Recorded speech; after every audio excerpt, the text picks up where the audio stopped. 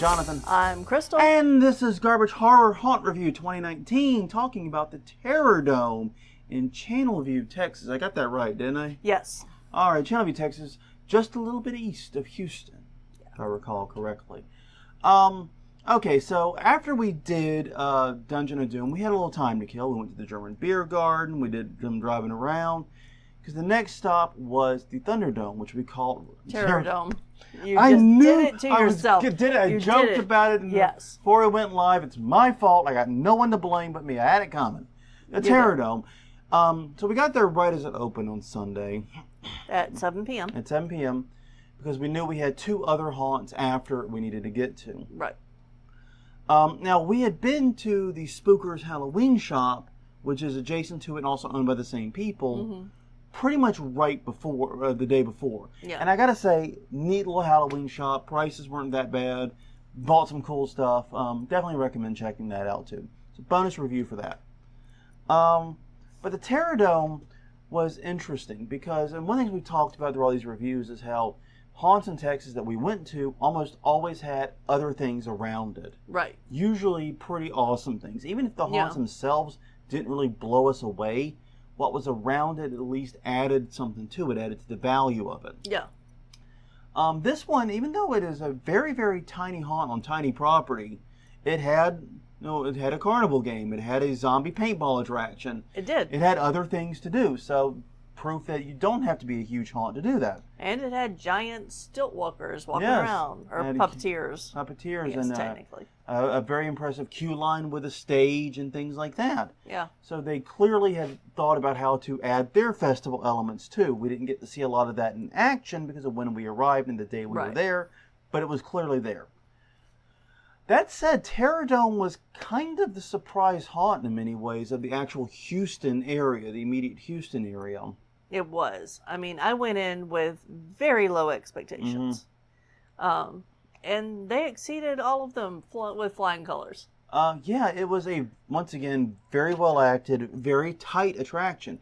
Every room, every panel, every sequence was immaculately decorated. Right.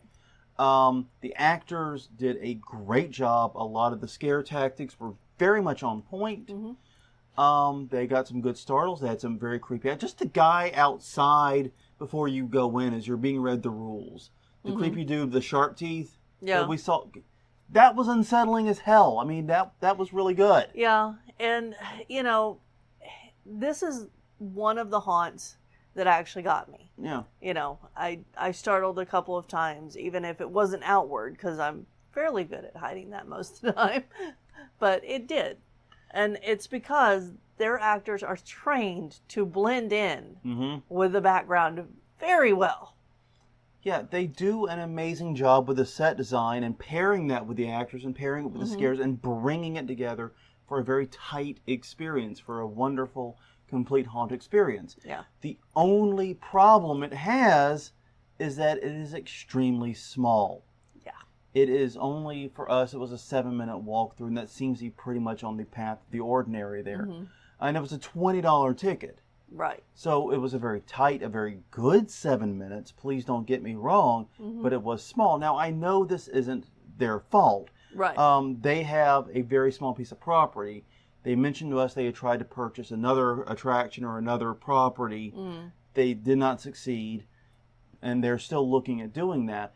I would like to see what they could do with a larger attraction, personally. Definitely, especially if they keep the same designer. If they keep the same design and designer, same general aesthetics, the detailing, it'd be amazing.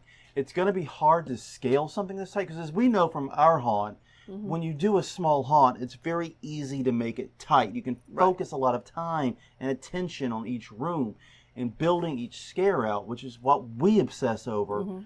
When you expand it, it gets much more difficult.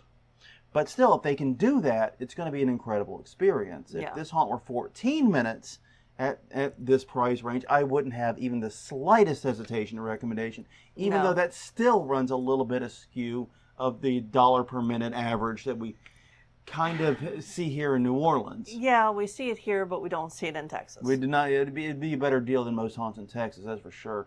And here's the thing. If like Red Rum or Creepy Hollow had been 3 attractions of this caliber, we'd have had no issue. Yeah. In fact, we would have left the first attraction going, I can't wait to see the second two. Exactly.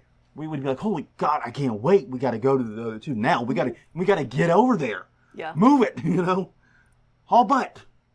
We would be really enthused about it, and we would have left them feeling very happy. Yeah, it'd have been about the same amount of time, but because of the tightness, because of how well it was done and how well it was executed, I didn't mind it was short. I just wish there was more of it. Right. That's exactly right. I have no complaints about this haunt, honestly. Yeah, other than the size. Yeah, and that's a frustrating thing because, like I said, I know that's due to the size of the property. They are limited in what they can do. I want to see these guys get cut loose and see what they can really do when they get a proper space. Yeah.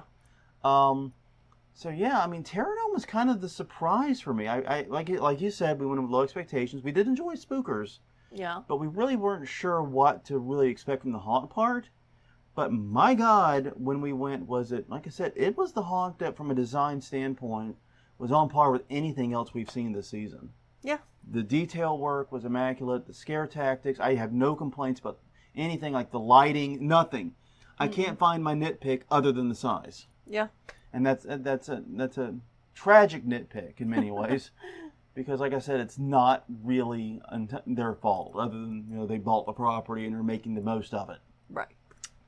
But all in all, this is a recommend with some reservations due to the cost, due to how much you get. But we did not do the zombie paintball attraction. No.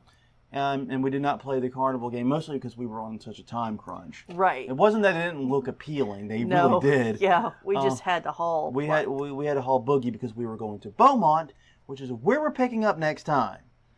So, until then, I'm Jonathan. I'm Crystal. And this is Garbage Horror Haunt Review 2019 for the Terror Dome in Channelview, Texas. We will see you guys next time.